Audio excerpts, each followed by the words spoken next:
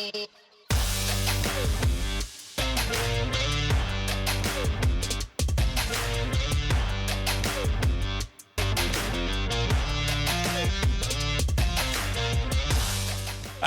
everyone, welcome back to The Balancing Act. And I'm going to point at the sign, Nick. See, I pointed at the sign. But they The can't Balancing see it. Act. They can't see it. Go on, Nick, Andrew. Welcome to The Balancing Act again. There you go. Well, I don't know. That's just not working. That worked a treat, Nick. Hey, welcome back to The Balancing Act. It is really good to have you join us again. But this morning we've got a really wonderful guest, a real deep friend of ours, family, in fact, really. And that's Sammy Clarke. Good morning, Sammy. Hey, Good Sam. morning, guys. Hey, Sammy, just for the rest of, the three followers of The Balancing Act, you are a Christian artist.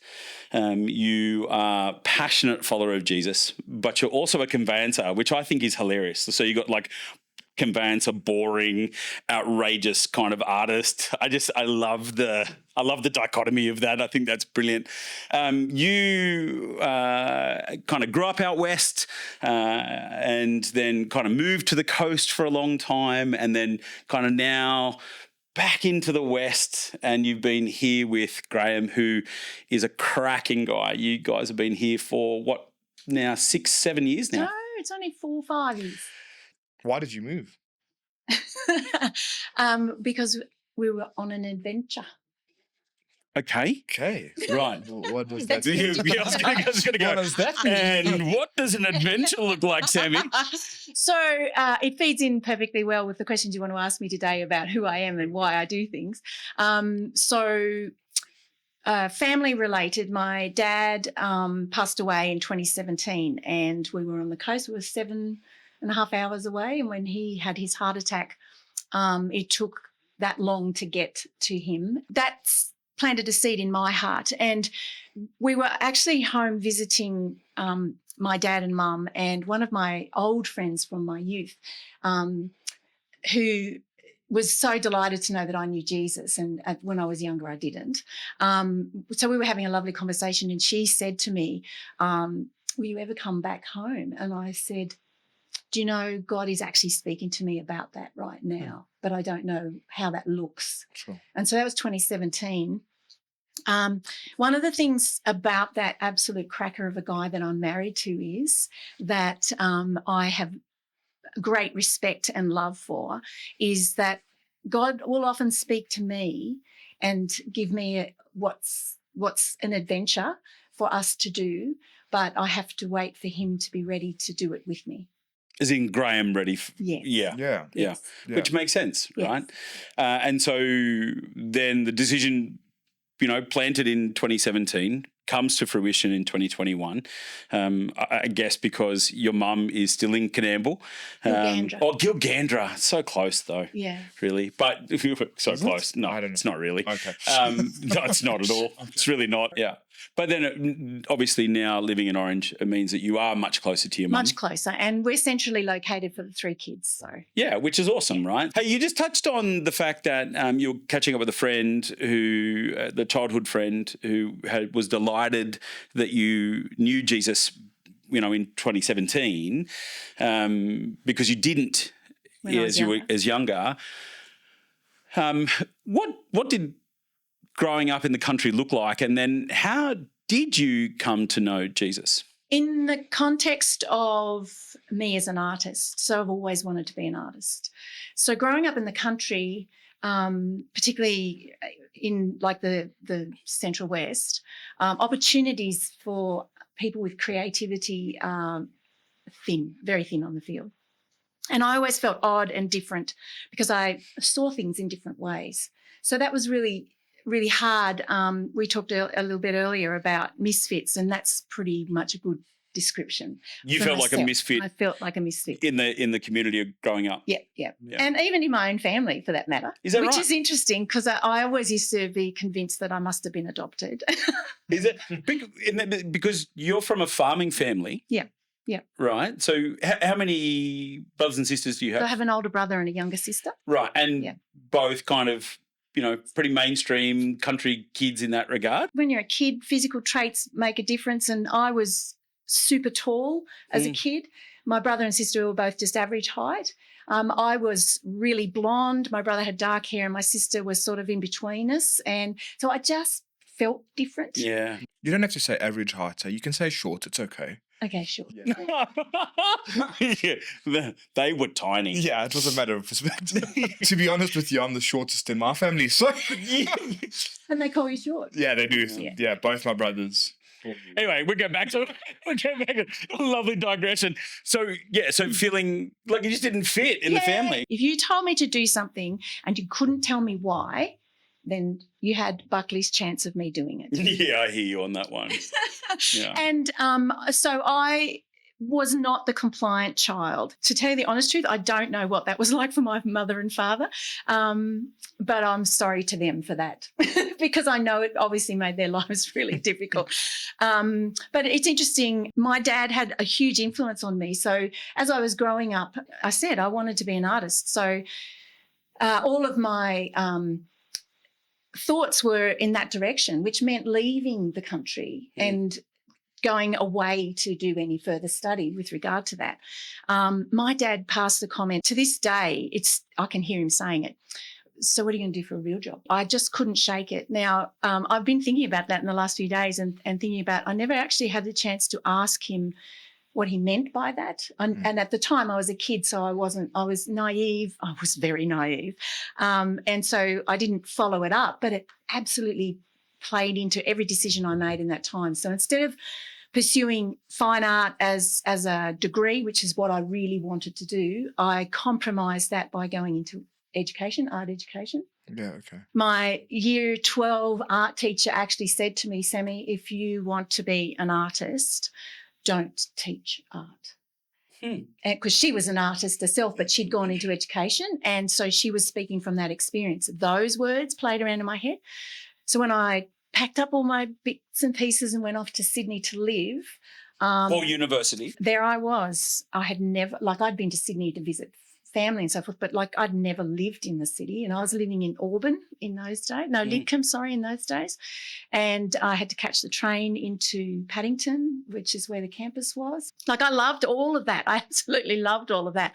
But I was so insecure, and I didn't have a good foundation of, like you would with Christian family, that support. I didn't have that. And Mum and Dad were too far away.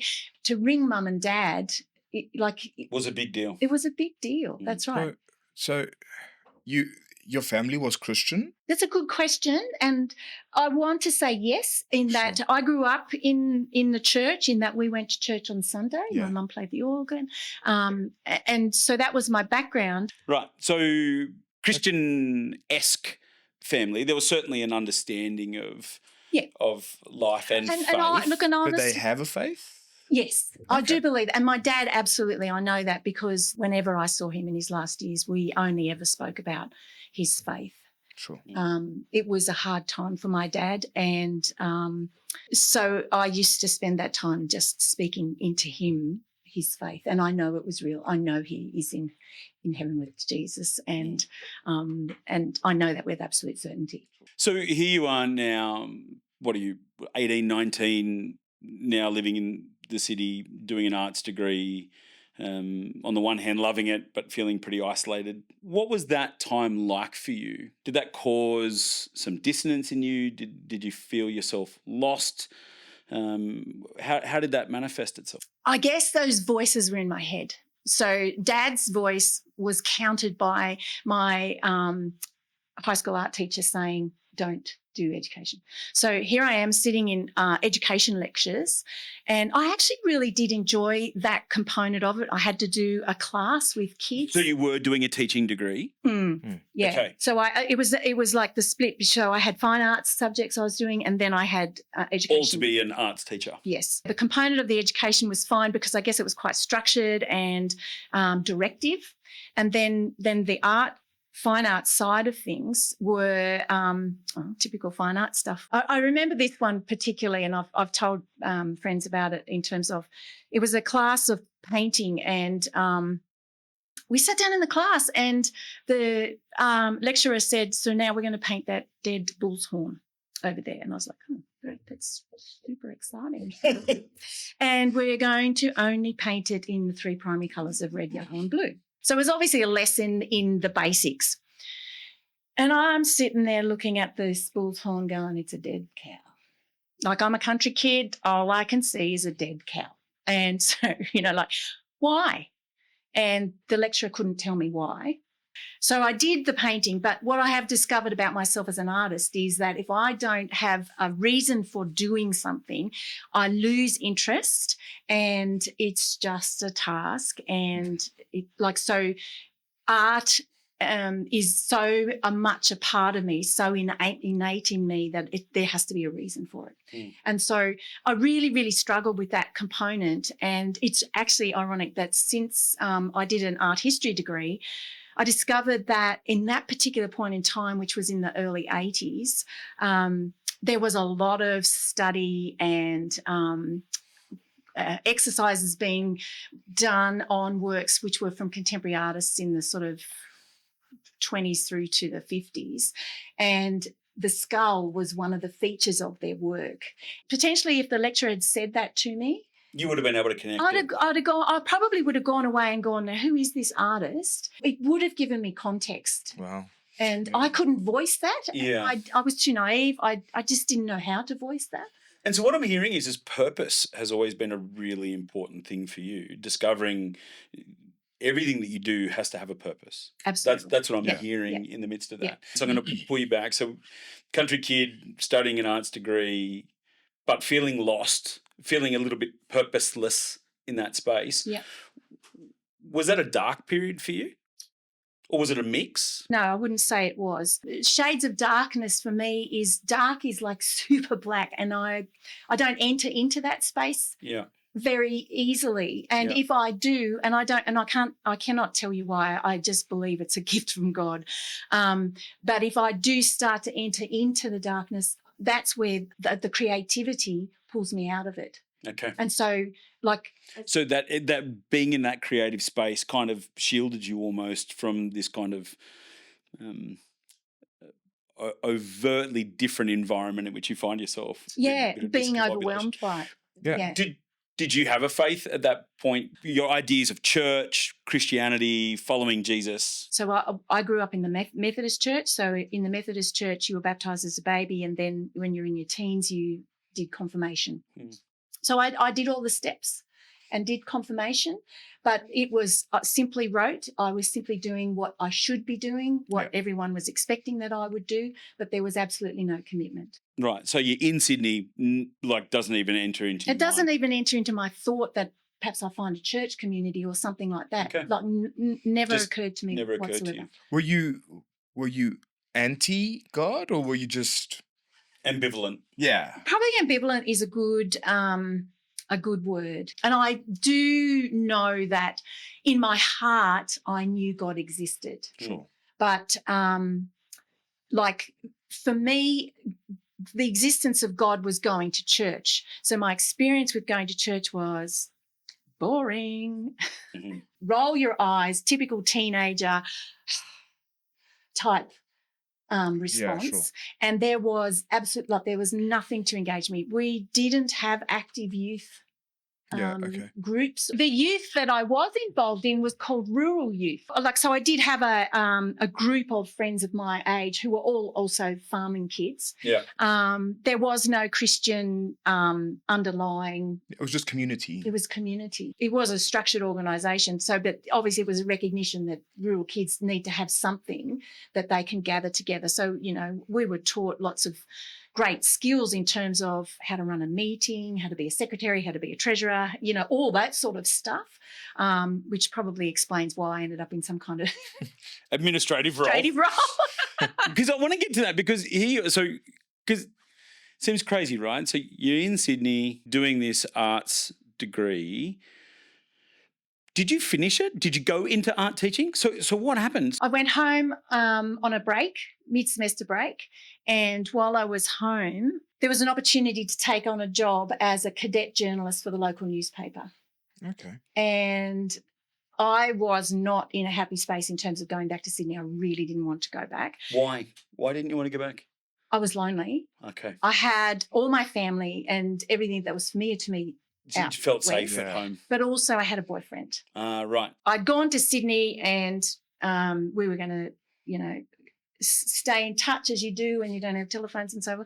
But so coming home, all of that sort of Rekindled. everything that was familiar and comfortable and safe and all of those things were home. And also another thing that actually really did factor heavily into my thinking was the fact that I knew Mum and Dad really couldn't afford to keep me at college in Sydney because there was obviously rental as well as the fees for university. And in those days, free education at university tertiary level was available, but it was income tested. That's the word, yes. And the ultimate irony was that Mum and Dad's income on the farm put us over the level, which I say that as an irony because it was based on asset and not on actual income. Oh. And so Mum and Dad couldn't afford it and they made it happen for me. And I felt incredibly guilty about that too. Okay. So there was that layer as well. Yeah. And so me coming home, getting a job, being self-sufficient, took all that burden off Mum and Dad and I took it. Right. I took it and dropped out. So, just a question: Did that feed into some of this creativity, this exploration? Sort of, it's a different form of creativity, Absolutely. I guess. Yes, it did. And so, So it's there not was a this, sense of excitement. So it's not this drawing or it's not painting, but there is this creativity with Yes. words that comes to play into that yes. now, right? Yeah, Is that's that- right. Yeah, and also, like I'm such an introvert. So having the Yeah, opportunity that's so to good. buzz around and talk to people every day and ask them about their stories and then get to write about them and Yeah. really did play into that sense of creativity in a different way. So Did you enjoy that, Tom? I did enjoy it. It wasn't easy. It surely wasn't easy because I was in my own community and I became very much aware of how small communities work. And how careful you have to be. So it was a lesson in that. The sad thing about it, maybe, if you want to say that, is that it was a government-funded job. The funding ran out and that was the end of it. So what then? I had a really interesting conversation with my with an older person and who had no idea how hard it was to get employment. And he made the comment to me that he could just go and get a job just like that. And so it was very scathing. It was very condescending. And I just riled at it. And I thought, well, I'm going to show you. Kind of fired up my gut in terms of looking for something that would ensure that I had continued employment and certainty. So I enrolled in what was then Mitchell College, which is now Charles Sturt University in Bathurst, and started an associate diploma in data processing, which became a Bachelor of Information Technology. So I was at the forefront of programming and networking, data networking. And if I had stayed in that position, I probably could have been employing John Gardner.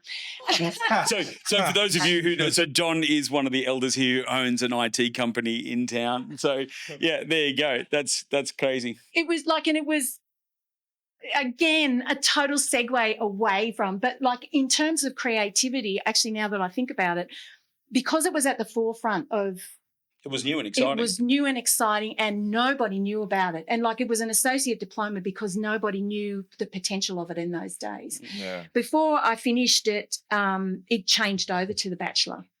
I didn't actually finish it. I got another job and decided that I got a job in the bank.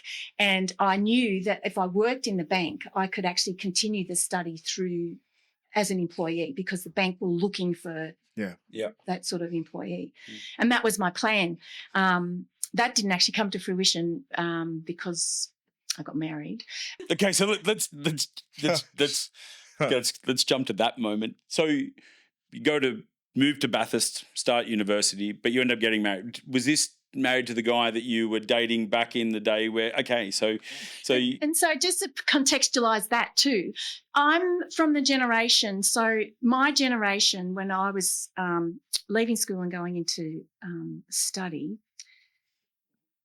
we were on the back end of the generation where women only pursued a career up until they married and had children, and then their career became being a mother. So the expectation of a career that would take you through to retirement was low. Yeah. And there was a as I said, the associate diploma became a bachelor degree. So opportunities to study and do tertiary education for women pretty much in those days was nursing and teaching? Teaching. Nursing and teaching would have been the primary ones for sure. And so coming off the back end of that, the expectation would, and certainly absolutely from my family's perspective, particularly my mum's, that was exactly the expectation. Well, you'll get married, you'll have children, and that will be the rest of your life. And so into that, I am like, but I want to go and do stuff. But I don't know how, because I've got no one to lead me. I've got no one to show me the way. I was forging my way and stumbling, and so I would get to a point of going, yes, and that's exactly what happened with the computer degree, because I was there and I was really enjoying it and having an amazing time in terms of the people I was meeting, the stuff I was learning, which was really stretching my brain, I have to say. But my brother was involved in a terrible car accident. His girlfriend was killed and there were 4 of them in the car. He was really badly injured, and the other girl in the car was really severely injured. And so it was a massive traumatic experience. It happened on my birthday. So that kind of was a double whammy for me. And that was back home. And that was back home. I went back to college and I just couldn't settle after that. And I remember so I'd gone back to college. My brother was in Sydney for months, and I remember driving to Sydney to see him in hospital, and he was a shadow of himself, because he'd been in hospital for so long. And even then, which was probably 2-3 months after the accident, he still couldn't speak. So it was devastating. Yeah. And that really impacted me in terms of this foundational, that just rocked it. Rocked your world. It did, yeah. And so when I had the opportunity to go into banking, which again was back at home, I took it.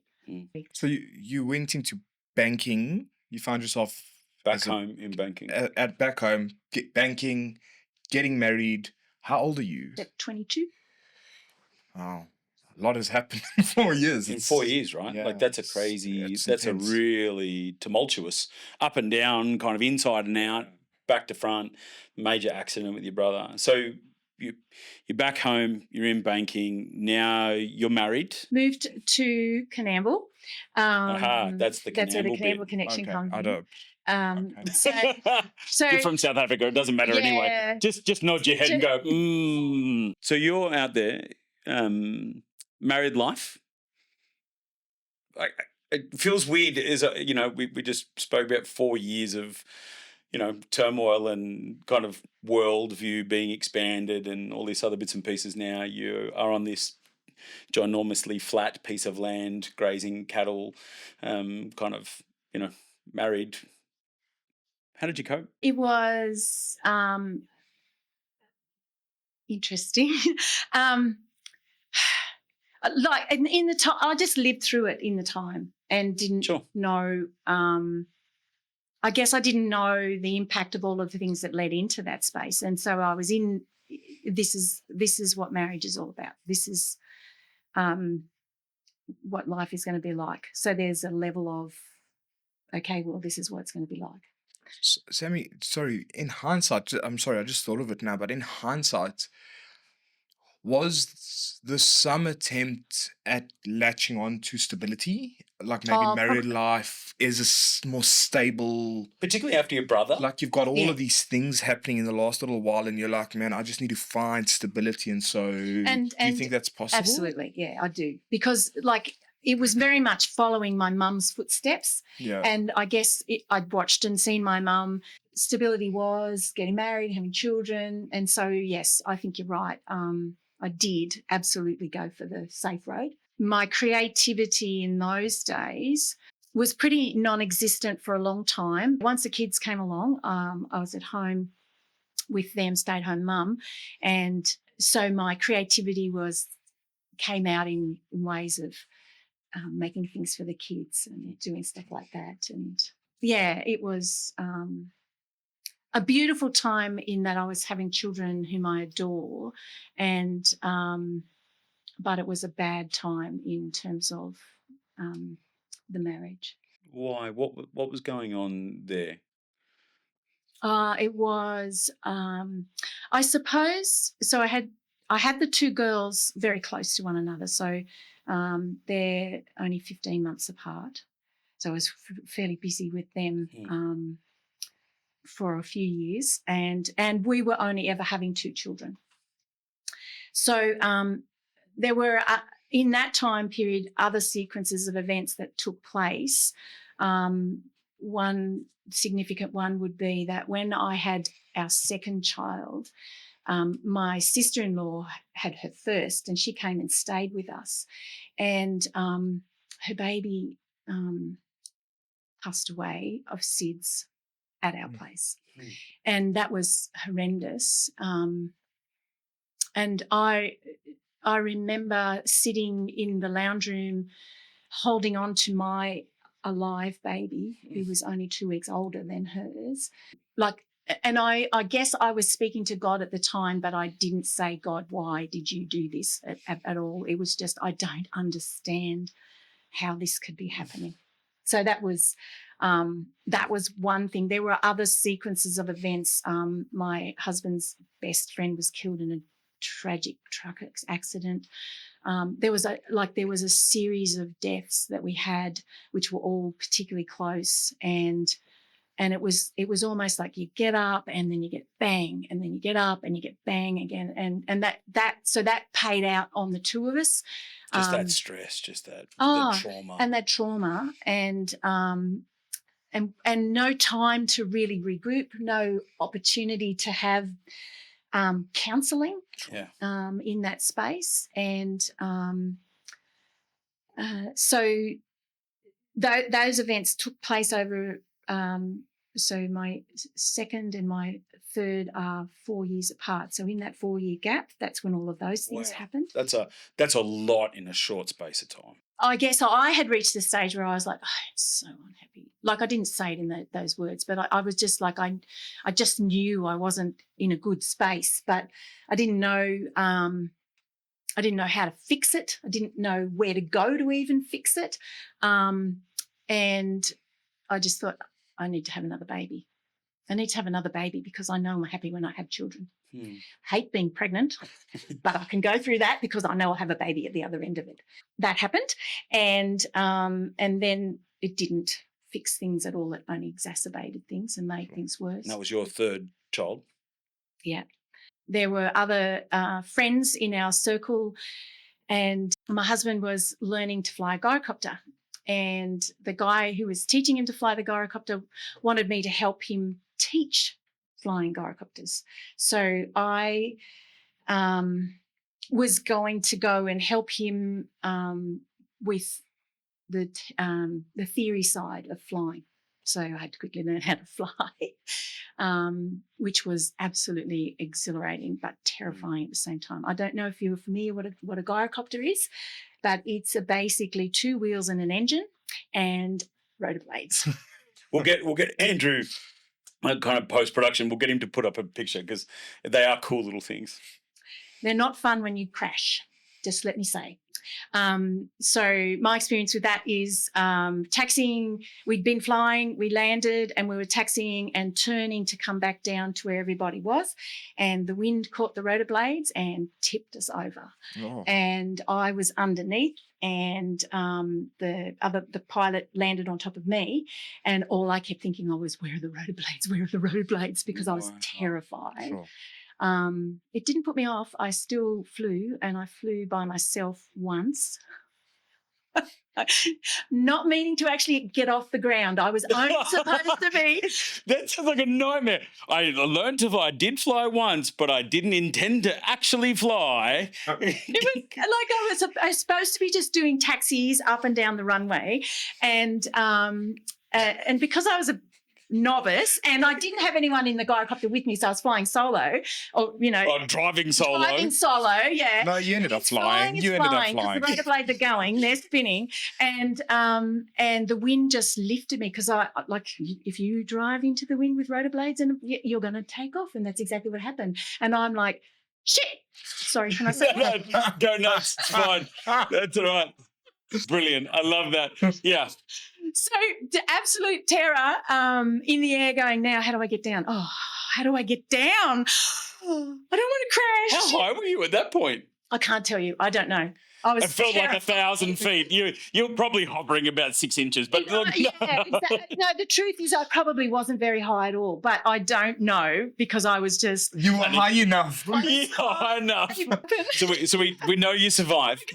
You got there and you got down on the ground and, praise God. But so just to go back, so you're now involved in this. How did that impact your marriage? Like that's where you were kind of headed in that space. It was disastrous. And I don't want to go into the details, but suffice to say that it was disastrous for the marriage. My husband and I were going to counselling because clearly things were going badly. Mm. And so we started off seeing the counsellor separate. That was the process of how it happened in those days. I don't know how it goes now, but the counsellor wanted to see us as individuals to work out where we're at so that then we could come together and then work on common ground, I guess. Mm. And in meeting with the counsellor, she was brilliant at her job because she really got me to answer questions in a way that made me think, oh, actually, why did I say that? I want to say that I was operating on autopilot. These are the things you should be doing. These are the things you ought to be doing. But where was Sandra, who is who I really am, not Sammy? There was no Sandra. I ceased to exist. You lost your why. Absolutely. You lost your purpose. Yeah. Wow. Yeah. And so I was just operating on autopilot and with flashes of things going on that gave me purpose, obviously the kids. And flying gyrocopters, like again, it's that. It was an adrenaline thing too. Yeah, for sure. And so the consequence of the counselling was that I said to my husband, I need to have a voice. And I haven't had a voice. I haven't told you the things that are wrong with me, or wrong is not quite the right word that I would have said in those days. I probably would have said, I just need you to hear me. And it didn't go well. I can remember one time we were walking in the paddock because it was the only place where we could go and talk with the kids couldn't hear us. Yeah. And we were walking, and so I said, can I just tell you where I'm at? And yeah, sure, go. And I started talking. I think I got 5 words out of my mouth, and he went, yeah, I know exactly what you mean. And I just shut up after that because it was like that's what always happened. I would start and I'd get talked over and I would just recede and retreat, and because I knew I wasn't going to be heard. And so for me it was like, this is never going to change. It's not going to change. And so I just really probably just went into a space of that existence day after day. And I do remember I actually said one day, I think I'm just going to die. And he said, oh, what do you mean? You're going to kill yourself, are you? Don't be stupid. And I was like, no, I'm not actually. I'm just going to cease to exist. That's how I felt. I was just fading away into nothing. Totally. And so the catalyst in all of that was I was very low, and my closest friend from school who'd been living in the UK, living my life in the UK, she came home, and so I'd gone down to visit her for the weekend. She's in Sydney. So I obviously made enough of a noise to say, it's just me and the kids. We're going down to Sydney. And so we did. And visited her, and it was one of those weekends where it was pivotal in weather as well as events. So it was hot, and I'd taken the kids to the beach, and the girls were standing at the edge of the waves playing, and my girlfriend and I were sitting back on the sand with my youngest. I was watching the girls, and I said, "What are they doing?" to my girlfriend, and she sort of looked up, and we both looked at them, and the girls were hitting one another. So I went over to them and I said, "What are you doing?" And they turned around and said to me, "Oh, we're just playing mothers and fathers, Ian and Sandra," which were our names. Yeah. And I just, it was like a slap in the face. And I went back to my girlfriend and I said, "I can't go back to that marriage. I cannot have my girls growing up thinking that is what marriage is all about." And That's massive. 4 days later, I left. You left. It was preservation of my children was all that I thought of. And I went back and I told him what I was planning to do. He thought I was just bluffing, and he helped me pack and he helped me to go. I moved out. I found a house to live in. And my biggest fear in that time, I remember, was how am I going to be able to do this? I've got no job. I've got no money. How am I going to do this? And I looked at what was available to single mothers on Social Security and decided that at least I'd be able to pay the rent and buy food. And if that was all I could do, then at least that was enough. So you got divorced fundamentally. Between then and finding Jesus, what was that looking like when you found Jesus? What happened? What was the process? I mean, what is this? Yeah, how does this play itself out? God is amazing. Yeah. Amen to that. Yeah. Because he did not waste his time. Sure. And I know that with absolute certainty, because the house that I moved into to rent was the school principal's residence at a little school in a small community, and they were just getting a new principal. So the kids and I lived in the house for 3 months, I think, before we had to vacate because the new school principal was coming in to live there. Sure. And we were able to find a rental house on a farm. I knew the neighbourhood, people, yeah. so I was able to get a house at good rent, and that was fine. And the new principal moved in, and I met the new principal. His name is Graham, and Wow, what a coincidence! You're married to a Graham now. I know, it's so bizarre. I remember him when he moved in. I just thought, he's a nice guy and he's so enthusiastic. He's going to be so good for the school. And my kids absolutely adored it. Like, all the kids adored him because he was such a good teacher. He is such a good teacher. And I remember going to a PNC meeting and him, him talking about his vision for the school and where, what he was hoping to achieve with the school. And I was like, this is awesome. And it would have been awesome too, except that we live in a fallen world, and he was the victim of some really cruel human traits, whereby people who have completely different ideas could not see his vision. And they... Do you mean a small country town couldn't see another perspective? Yeah. I know. And it's hard, right? Yeah. And that was really hard. It was a really hard period of time. That's right. And he carried a lot of that on his own for a long time, and I knew nothing about it because you weren't together. So how did you end up together though? So over time, because he was very lonely being a single man, and so he'd never married, single man, moving out to the country to be the principal of a tiny little school. He's lonely. Sorry, he's keep going. making connections with families in the community. And so I invited him out for coffee, and that same girlfriend that I'd gone to Sydney, she was actually staying with me. So I felt safe in having someone come out, and that was really important to me in those days. I felt safe having him come out for coffee, and so he did, and we had a lovely time talking, and my girlfriend looked after the kids while we talked. Because we got on really well.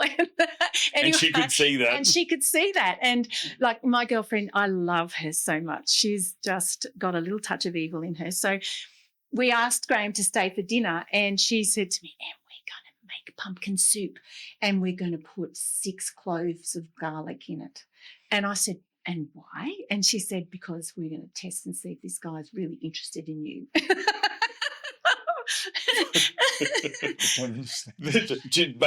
make it just as horrible as they can. Make it very difficult for him. That's okay. And you know, I don't know. Are you familiar with I garlic? love garlic. Yeah. So and Yeah, no, I can tell. Most days. Yeah, I'm not complaining. yeah. Well, I and don't care anyway, what you so think. we did that. He came back for a second serving where I was like, this is a really nice guy. All my friends from the community, not my that particular girlfriend, but other friends in the community, were saying he must be gay. He's in his 40s and he's never been married. He must be gay. So I danced around it for a while before eventually I just went, oh, for goodness sake, just ask the question. So I did. I just said, I didn't actually say it in those words, but I just said, how is it that a man of 40 or 40-something has reached that age and has never had a relationship or been married before, you know, in this day and age? And he turned around and looked at me and said, because I haven't met the right person yet. And I responded internally with, well, you have now, mate. Which is a pretty bold thing, but there was more to that, There right? was more to that, So yes. what was it for Graham? Like, it wasn't just that he had met the right one, but that was quite specific in terms of what he was looking for. It was, absolutely. And So- I was not it, absolutely. Yeah. And what was that? What? A Christian girl, because he was a Christian and he had actually told me that. So, and that was really interesting because early in those meetings he'd said to me, now, I need you to appreciate that there is something that's really important to me, and that is my love of Jesus.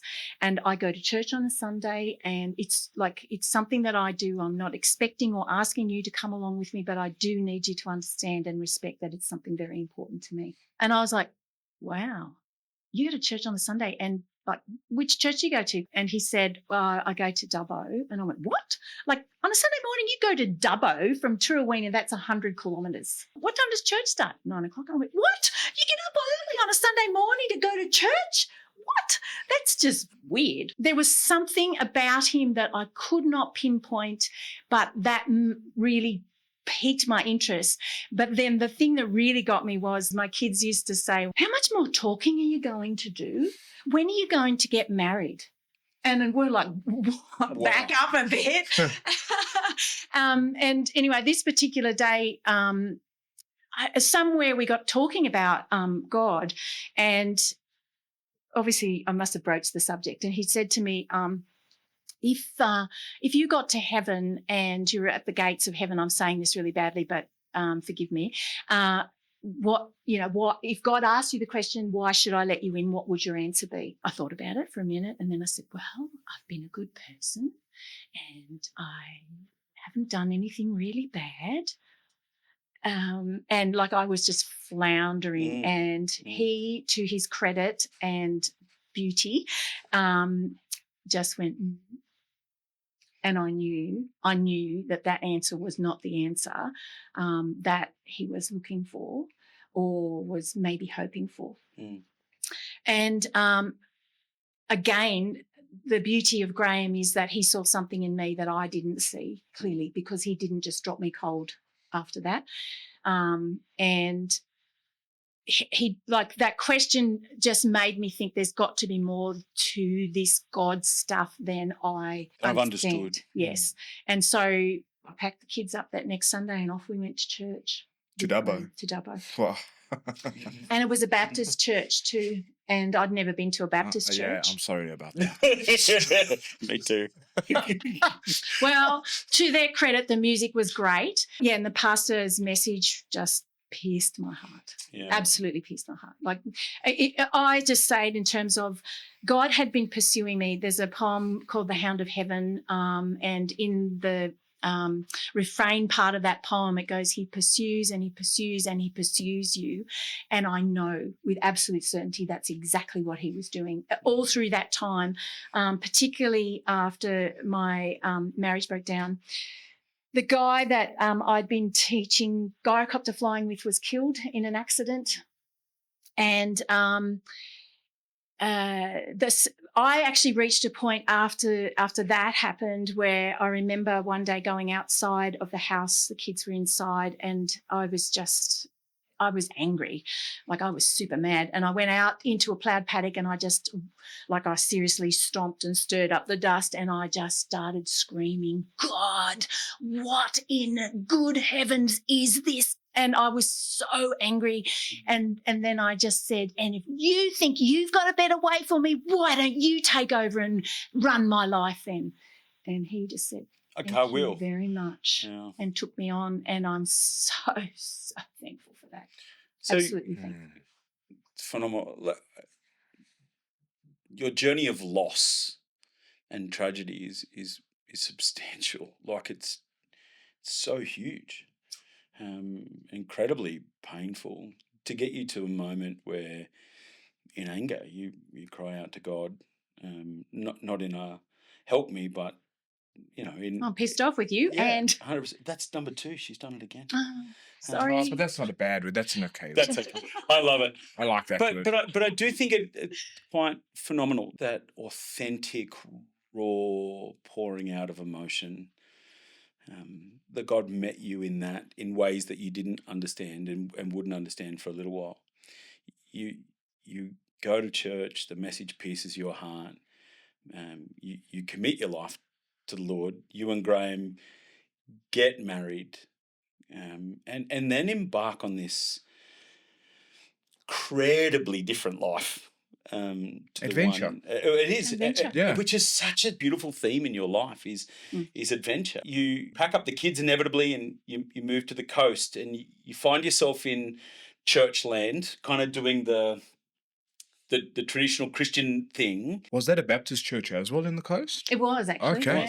Yeah. It's cool. And Let's all rag on that. Okay. But in that, did that creativity start to bubble up again, and how was that expressed as you kind of started in this Christian journey?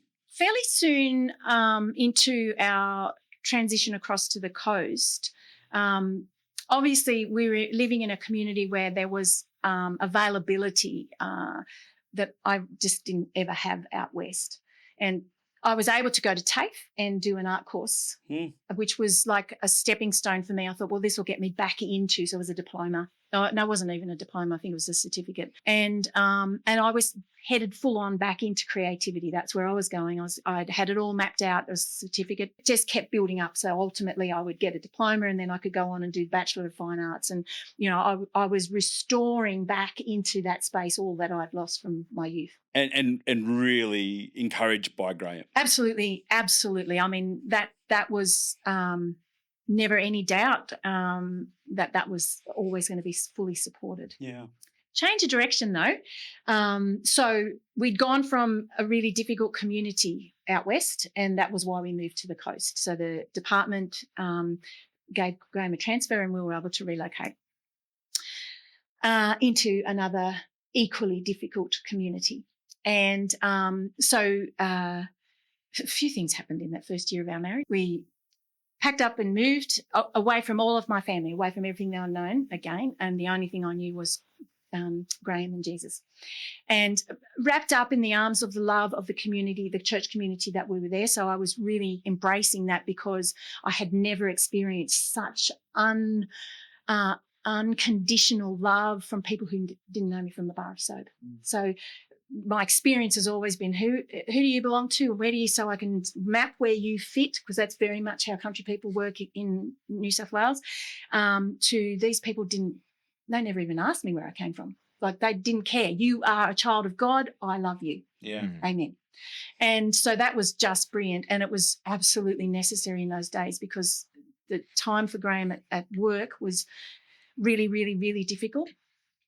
So difficult that he ended up having a stroke, and in front of me, and that was then the next, I guess, roadblock, you might want to call First it. 12 months of marriage, Mm. ends up having a stroke. I watched him transition from, we were cutting a bush, opposite sides of the bush to one another, and he was he started coughing, and I looked up at him and he was drooling, and then I saw his face just completely drop. And I ran inside, rang the ambulance, and then came back out to him. I remember I was just like, I'm having a full-on conversation with God. Do not take him from me now. I've not had him for a full 12 months yet. He's only just introduced me to you, and I am not ready to lose him, because all I could think of was he could be dead by the time I get there. Yeah. And I walk into the, the triage room, and honestly, I was like, oh my gosh, he's sitting up in bed. He wasn't fully restored, but I've never seen my husband so chatty. It was obviously the effect of what was going on. But like, he was talking to everyone. He was Mr. Have a Chat. If God had to gift me with something, that was beautiful, because I needed it at that moment in time to get me through the next steps. It was, for me, I guess, a time of absolute reliance in God, and getting through it with that. It was, I guess, after everything else that had happened to me leading up to coming to know Jesus, it was like, if I've never had a doubt that God is with me. I've never, ever doubted that he is real and absolute, because he shows himself all the time, all the time. And so my creativity is fully based in that. And as I've grown older over that time of experiences, I've just bedded into that. What has taken longer for me to shake off is the shoulds. You should be doing. Yeah. So let's explore that a little bit, because ultimately you move, you're involved in Christian community, you are increasingly getting involved in kind of, again, the creativity side of ministry and the likes. What was that moment where you're like, no, I'm going to be me. I'm going to be me the way God has made me. I'm going to connect with him. I'm going to use creativity as a means to allow my heart to worship him. What was that? So in the space of time between the stroke and 5 years ago, those shoulds were pretty heavy. And who placed those shoulds on you? Me. Yeah, okay. Me. So it was self-imposed. Yeah. Yeah, and I think thinking that others are expecting things of you. Okay, so it's not just you, but it's this sense of which this is the expectation, so therefore it's my expectation, so therefore I've got to be a particular way. When you come into a church service and there's worship songs being sung, and you cannot see an ounce of life in the body who are singing the worship songs, it's super hard to worship, because there's a sense of constraint, especially if you're absolutely hyper aware of what's going on around you, which I was for a long time, feeling watched and potentially judged. And there's a lot of reasons for that in terms of past scars, but also, I guess, coming into a community, being unfamiliar with it, and being unfamiliar with it because I'm only new to it, and these people have lived it. And so a lot of those... breaking into any new community is going to be a challenge in that regard, right? Yeah, that's exactly right. So all of those things. So that was really hard. After the stroke, we had made a decision that we would buy a home. And back in those days, a bit like now, the interest rates were horrendous. And so buying a home was going to be super hard. So I needed to work. Consequently, that started the path of ending me up in conveyancing property law. Okay. And so I segued away from creativity in order to support the family. Yep. And because Graham, his recovery from the stroke was really good, but the scars of the battles he'd had to fight in the communities were deep, and that ended up in depression. And he took a demotion which saved his life, I would say. And so I was already working at that stage, but it was like I had in my mind that I needed to work together with him to be able to support our family.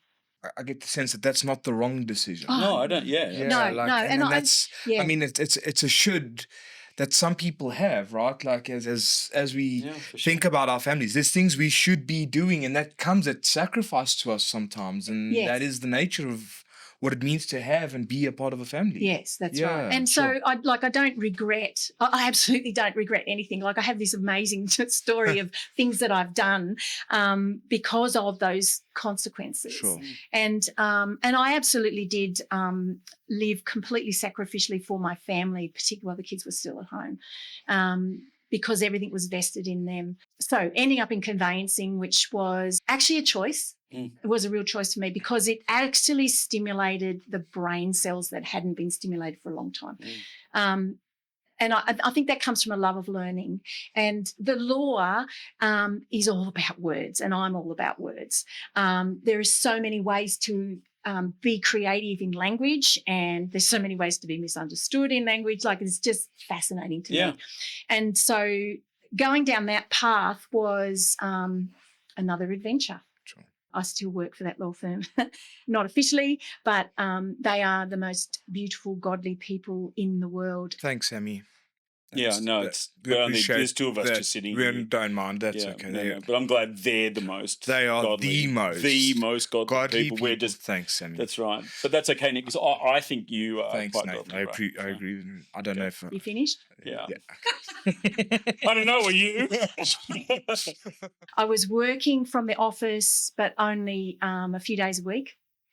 And then I just got to a stage where I just couldn't do it anymore. I just couldn't even go into the office anymore. It was like, I can't do this. And I know that in some part of me, God was working in that. He was moving and shifting that. It was like he was saying, okay, you've given everything for all of these others. It's now time for you to give to me. Come back to me and let me show you who I am.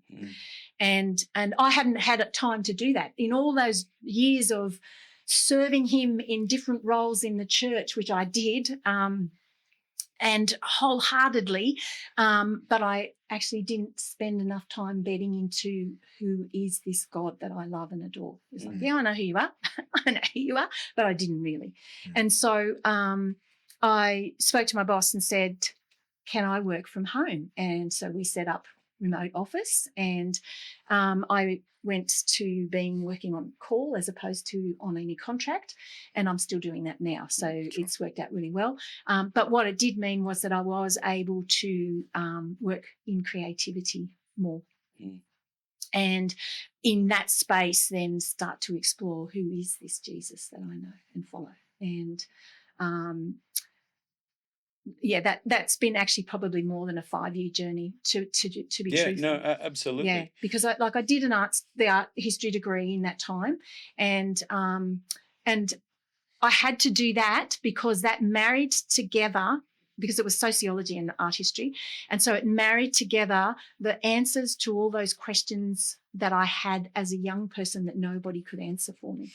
And it's funny when you say that, because it seems to me that coming full circle now as an empty nester and going and rediscovering what you started as a 18-year-old, but now with a completely different worldview. There's something incredibly beautiful about that. And in kind of in my head, there's this sense in which, what God starts, he kind of finishes in that regard as well. So you do your arts degree, and then really it becomes your focus, like in terms of your relationship with the Lord, is to live out of this creativity. What does that look like for you now? What does creativity and your relationship with Jesus look like now? Let me say daily habit. And what I mean by that is because I have lived for such a long time where I have segued into other things because of the responsibilities, it's really super hard as an older person to create a daily habit of this is now how I think, even though it's always been there, but all these other things get in the way. So creativity now becomes the action that I can take that places me in that space. Does that make sense? No, it doesn't. It doesn't because I can't conceptualize that. So maybe if you can help me. So when you say daily habits, what does it look like for you? My day begins in contemplation, and oftentimes in that space there'll be some kind of inspiration that will come from that. And so if there is, I will probably come back to that through the day and try and build it into a work. And that's my process now, is to try and build a body of work that is speaking into everything that God is feeding into me, what he might be teaching me, might be showing me, or it might even be something that's for someone else. Okay, so that might look like a piece of art and not just in terms of painting. It can look at. Oh, could be, and could like be a whole range of different ways. Written is another thing. That they would be my two outlets for creativity would be writing and painting and drawing. Yeah. The main things. I do have other, like sculpture and other kind of multimedia skills, but I'm kind of finding myself in a space now where I'm paring it back to just concentrate on one thing and do it well, as opposed to flitting around doing a lot of different things. Yeah. And so that for me is just an exercise in discipline, in remaining in that space, and I find that is actually good for me because it is fine. It's centering me into God. Yeah. So with that, and as you're like, if you have an inspiration, a moment of inspiration, so you see something that connects you to the beauty and the majesty and the glory of God, you then spend time sculpting or painting or writing. As you're doing that, is there a conscious time of prayer and worship and connection to Jesus as you're going through those actions in creativity? Yes. And sometimes it is so much that process that I will close my eyes and allow God to drive my hand. So it's very much an intimate process. Mm. And it's not always that way because, it's like all of us, we have ebb and flow with where we're at. And some days I'll go into my studio and I'll sit there going, yeah, what am I doing? And some days I'm really good at getting myself into a good creative space, and other days I'm absolutely hopeless. And I think it's probably got more to do with tiredness and a whole range of other different things bits and going pieces. on. So, outside influences. Yeah. So Christianity and art have a rich history. Like, there is this beautiful thing when you can walk through the churches of Europe and you just see beauty. Yeah, from the building itself to then inside and windows. That's not to comment on the beauty of the church without being a dead. Never mind. Ignoring that bit. No. Well, not over postulise it, but for me, I see a church, particularly in Europe, and we have some here to a degree, but not as old, and so. But I just see them. All I see is the beauty of God. Absolutely, because it's man's attempt at saying, "Holy Lord." And so I guess it's interesting listening to your story, listening to how art is such a big part of who you are, and how that drives some of your own relationship with the Lord. And I'm going, well, I'm probably as artistic as that dead animal you refuse to paint. Now, you are way more creative than you would know, but that is a banger line. But for us who and I think you're not wrong, Nath. I think there is a discovery of that we are artistic beings. Yeah. And what that looks like for each of us are different, right? Different, yeah. Writing code to painting a mural. It's artistic and creativity all expressed in its own way. Absolutely. And I love that part, that nuance about your own story. Yeah. I think, but for us, and this desire to say, man, we want to see Christianity and creativity interlink, and not just on stage in worship as one form, which is a beautiful form, but there are so many other things. What are two things that you could give us that could say, maybe start to implement these in your daily practices or in your walk with the Lord, that would help stir your own creativity, maybe to not some grand extent, but at least to allow creativity and the Spirit's work in creativity to flow into your life? I think one good way is to intentionally ask the Father to allow you to see his beauty around you. So start your day with a prayer saying, Father, give me your eyes to see your beauty. And put that into practice by actually actively seeking it. So if your day is busy and you can't say, well, I can go for a walk in the beauty of the bush and it's going to immerse you there quickly, in your day-to-day activity, help me to see Jesus in the people around me. And it's absolutely intentional. And I know that that's easy for me to say because I've been practicing it for a while, but it's I guess it's, in one way, it's teaching others to look for the awe and wonder of God and then to surrender to it. And that's a skill that we can all absolutely learn, because you don't need to be sitting in a studio doing a painting or being actively creative in the traditional sense. You can still see the awe and wonder of God in your own child. We just need to train our eyes to see. We do need to train our eyes to see, because he wants us to see that. He's calling us to see that all the time.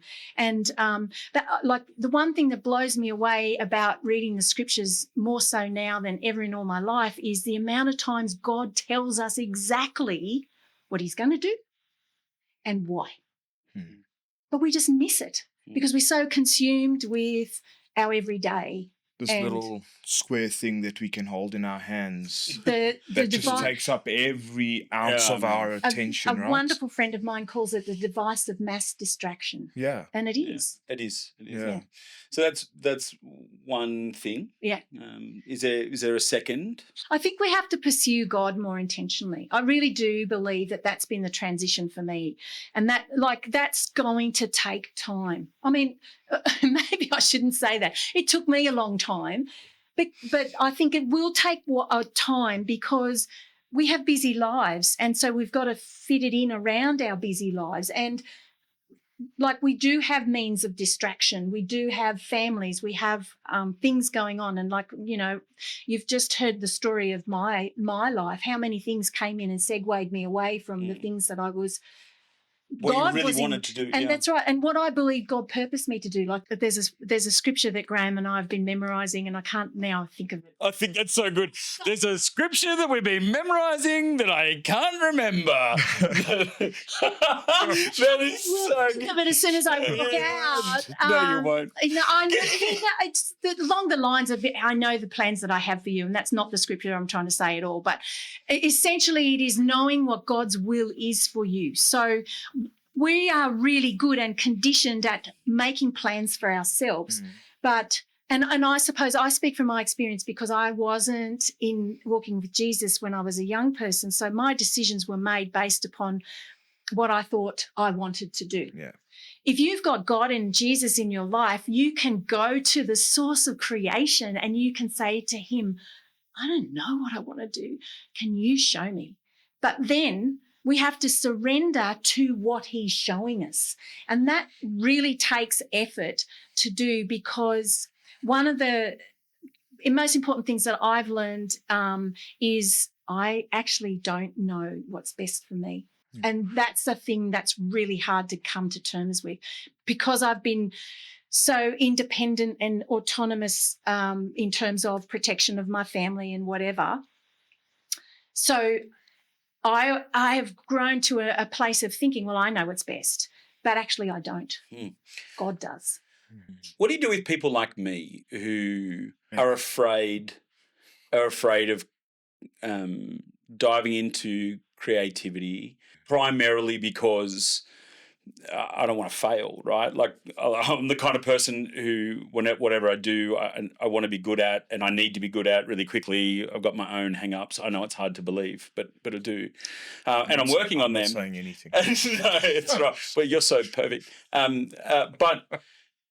But there is a sense of fear, like even those moments, because you have taught me a lot over the last numbers of years. And interestingly, Graham probably has taught me more about creative ministry than even you have in that space.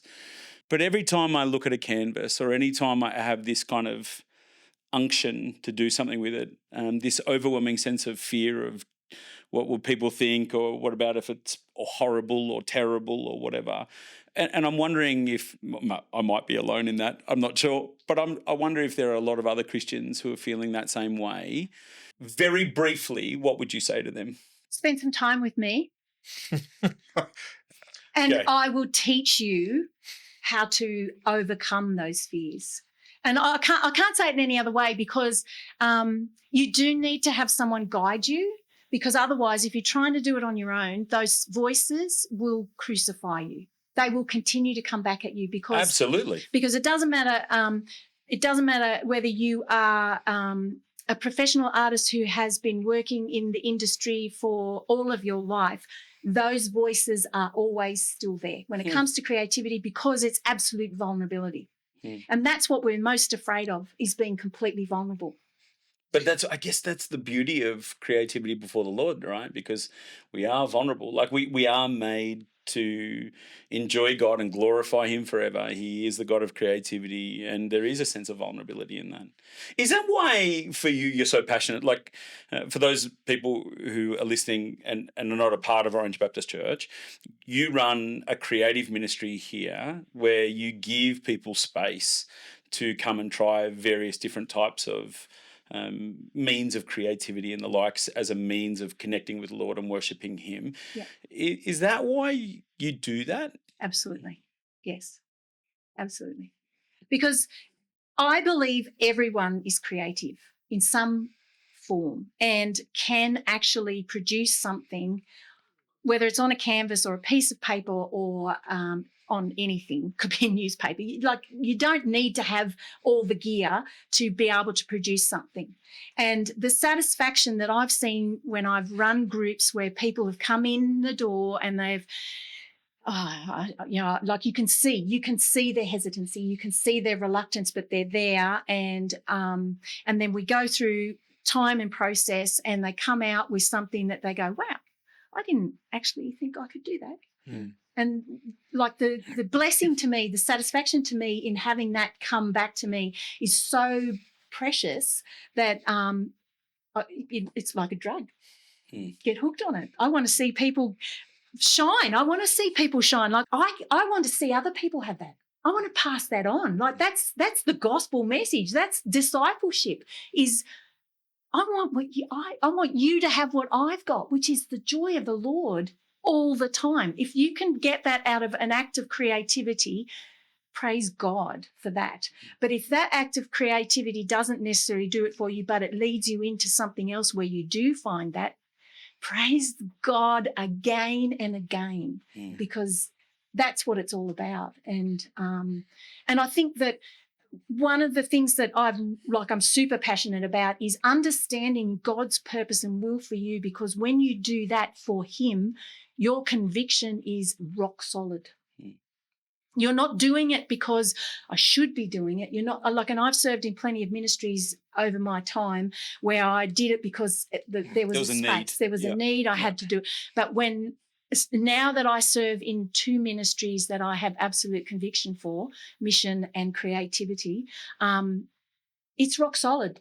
It's rock solid. And that's what we all need to have. Yeah, it's good. So we can persevere, that we can run the race with endurance. I think the thing that lasts is this idea of an adventure with the Lord. And I think there is an adventure on us enjoying the Lord in His fullness as we look upon the skies, as we look upon His creativity, as we look upon art and in its various forms, and going on a bit of an adventure to see just how great and how glorious and how big and how majestic is our God. You've been on an adventure, Sammy, your life, and we are really glad that your adventure has led you here, but your adventures continue, maybe not in terms of geographical changing, but this internal transformation and this passion for Jesus that keeps exuding out of you. Thank you so much for joining us. Thank you for Really being appreciate kind. it. Well, we're paid to, so it works out well. But no, thank you so much for being a part of our podcast today. Thanks so much for sharing your story in real vulnerable ways. We do praise God for you. And we are glad that you are here, and we are glad that you feel safe here and that you can be who God has made you to be here. Hey, it was a great conversation. Yeah, it was good, eh? It's really good. It was really good. I think listening to people's story is there's just something really profound about it, that you just get to hear what God is doing, even when they're not walking with Him, but He's actively engaging them all along the way. I think that's the big thing, as I sat and I listened to Sammy's story. The idea very early on was, God was only connected to going to church on a Sunday. God was only connected in a way in which you said grace at dinner, and then kind of living kind of her own life in complex ways, right? Yeah. Like there's deep complexity in terms of her own childhood in the midst of that and decisions that she made. But you're right that even though Sammy wasn't conscious, God was really at work in a whole bunch of different ways. And I think quite profoundly, the sovereignty of God in Sammy's story is just incredible. Yeah. That, even when Sammy was making decisions, off her own bat, God is stitching that together in a much fuller picture now. These creative means, but also even these administrative means that she took on because she needed to provide for the family, even within a first marriage, I just think it's extraordinary. Yeah, I think, one of the things that really struck me and has stuck out to me sort of as, I guess, my key takeaway is that early on there's this her dad saying, okay, so what's going to be your real job? Yeah. You can do that, but what's going to be your real job, right? And then you got the teacher saying, well, don't teach art. And so there's some of this, the negative connotations, I would say, that are carried into that space that speak loud in Sammy's mind as she's sort of working that space out. I mean, she said she could hear her father say it to her in that moment, right? That's really profound. And there's a profoundness to that. But then Graham comes along, and we didn't get into all the details, but I don't know what was necessarily negative and negatively spoken in the process of being married in her first marriage. And shutting conversation down is certainly not helpful. Yeah. But then you got Graham sort of coming in and just this encouraging nature with which he starts to counteract the negative voices. Yeah, and it's a funny thing, right? Like, I think about Sammy's dad. Like, I never met him at all, but even as a father, we only ever want what's best for our kids, right? Absolutely. And sometimes in all of the wisdom that we have, which is but it's more than the little ones, right? We do say things with the best of intention without actually recognizing that actually we're potentially steering people away, even with the right of intention, the good intentions, maybe steering them away into a space that takes them away from maybe where God was leading them. Absolutely. But I do think this redemptive element that God chose to do, and through Graham in particular, was quite profound. Right? Absolutely. And so much of Sammy's story is Graham Yeah. like is so connected with Graham. Yeah. You know, her coming to know who Jesus is. Yeah. God used Graham. The chance for her to explore who she is in the Lord and to find these expressions of creativity without them being shut down.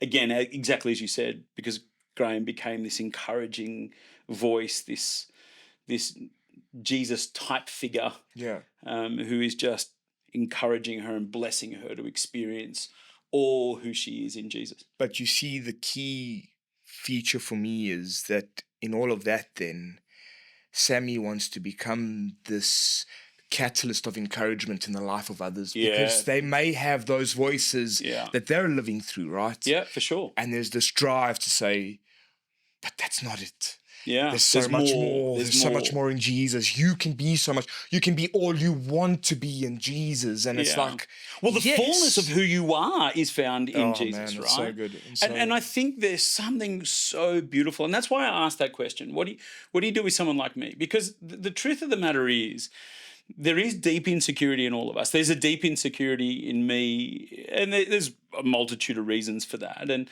I know that I'm secure in Jesus, and I know that He loves me. But I do wonder how much some of that, our own negativity, some of our own stuff, actually stifles our own relationship with Jesus and the exploration of more of what that might look like. Yeah.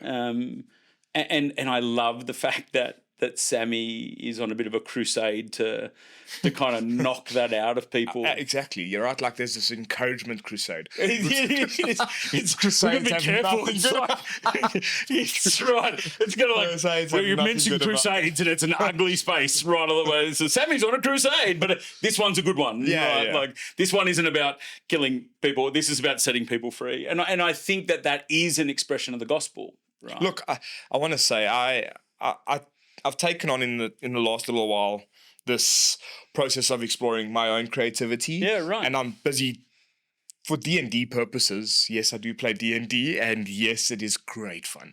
I'm glad for you, bro. I'm designing little characters. Yeah, right? cool. So I showed Andrew one of my characters. My first face that I ever designed. He's like, oh, that's nice. And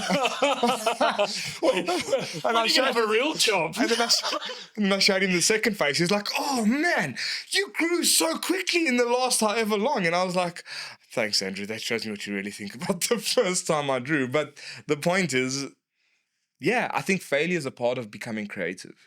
But I suppose that there's a fundamental question for me in that space is what is failure then? Like, did you actually fail? Like, I don't think you failed.